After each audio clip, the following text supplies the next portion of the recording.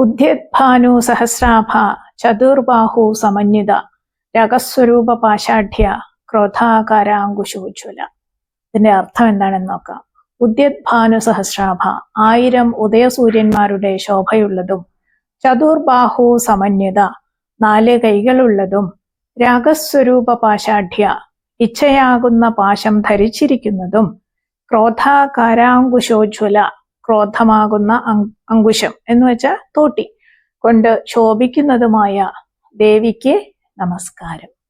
ഒന്നുകൂടി വിശദമായി ചിന്തിച്ചാൽ, ഉദ്യദ്ഭാനു സഹസ്രാഭ ഉദിച്ചുകൊണ്ടിരിക്കുന്ന 1000 സൂര്യന്മാരുടെ ശോഭയുള്ളവൾ, ചുവന്ന നിറമുള്ളവൾ.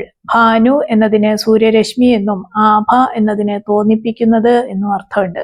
അപ്പോൾ ഉദിക്കുന്ന സൂര്യന്റെ രശ്മികളെ 1000 തോന്നിപ്പിക്കുന്നവൾ എന്ന് വിശേഷിപ്പിക്കാം.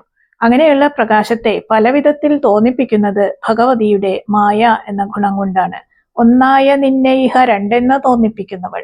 അതുകൊണ്ട് തന്നെ രണ്ടെന്ന് തോന്നുന്നതിനെ ഒന്നാണെന്ന് ബോധിപ്പിക്കാനും ഭഗവതിക്ക് കഴിയും.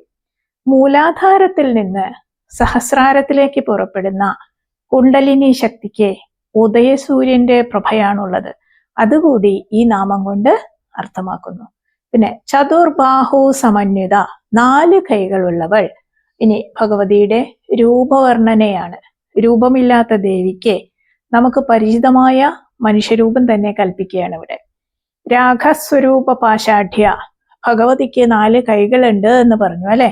ഇനി പറയുന്നത് അവയിൽ ധരിച്ചിരിക്കുന്ന ആയുധങ്ങളെ പറ്റിയാണ്. രാഗം സ്വരൂപമായിരിക്കുന്ന പാശമുള്ളവൾ. രാഗം എന്നതിന് അനുരാഗം, ആഗ്രഹം എന്നൊക്കെ അർത്ഥം. രാഗം ഭഗവതിയുടെ ആയുധം തന്നെയാണ്. ചരാചരങ്ങളെ മുഴുവൻ അന്യോന്യം ആകർഷിപ്പിച്ച് ബന്ധിപ്പിക്കുന്ന സ്നേഹം, പ്രേമം, ആഗ്രഹങ്ങൾ എല്ലാം അടങ്ങുന്ന ഈ ആയുധത്തിന്റെ പ്രഭാവം കുറച്ചൊന്നുമല്ല. രാ എന്നതിന് വേഗം എന്നൊരർത്ഥമുണ്ട്. അപ്പോ രാഗം എന്നതിന് പെട്ടെന്ന് ഗമിക്കുന്നത് എന്നർത്ഥം വരുന്നു. സ്വരൂപം എന്നതിന് മോക്ഷം എന്നർത്ഥം. രാഗസ്വരൂപമായിരിക്കുന്ന പാശമുള്ളവൾ. ഭഗവതി ഭക്തരെ മോക്ഷത്തിലേക്ക് ഫലമായി നയിക്കുന്ന പാശം ഉള്ളവളാണ് എന്നർത്ഥം. ക്രോധാകാരാങ്കുശോജ്വല, ക്രോധാകാരമായിരിക്കുന്ന അങ്കുശം കൊണ്ട് ശോഭിക്കുന്നവൾ.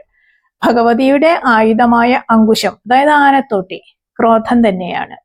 ആകാരം എന്ന പദത്തിന് ഒരു വസ്തുവിനെ കുറിച്ചുള്ള അറിവ് എന്നർത്ഥമുണ്ട്.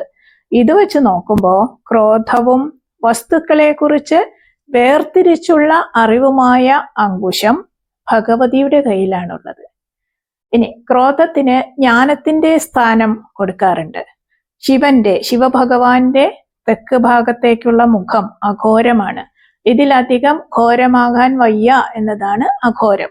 ഈ മുഖം തന്നെയാണ് ദക്ഷിണാമൂർത്തി. ദക്ഷിണാമൂർത്തി ജ്ഞാനസ്വരൂപനാണ്. ക്രോധസ്വരൂപനായ നരസിംഹമൂർത്തിയെ ശുദ്ധ ജ്ഞാനപ്രദം നരഹരിം എന്നാണ് മേൽപ്പത്തൂർ നാരായണ ഭട്ടതിരിപ്പാട് വർണ്ണിക്കുന്നത്. അതിനാൽ ജ്ഞാനാകാരമായിരിക്കുന്ന പാശമുള്ളവളെന്നും അർത്ഥമാക്കാം. ഓം ലളിതാംബികായേ നമഃ. എല്ലാവർക്കും ശ്രീ ലളിതാ പരമേശ്വരിയുടെ അനുഗ്രഹം ഉണ്ടാവട്ടെ.